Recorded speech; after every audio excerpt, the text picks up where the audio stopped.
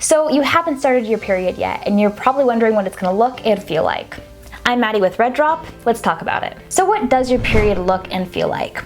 Now, period blood isn't like the blood you see when you get a cut. It's usually darker, closer to a cranberry juice color, and it can change colors throughout the course of your period.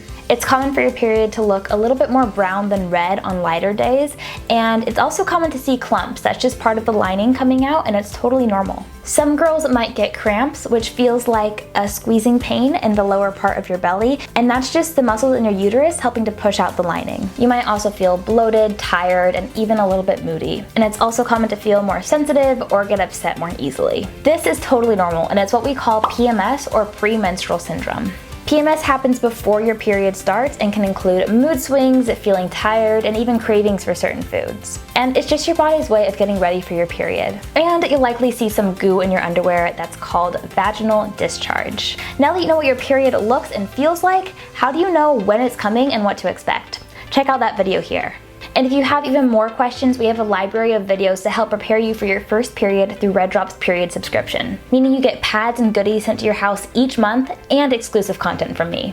See you there!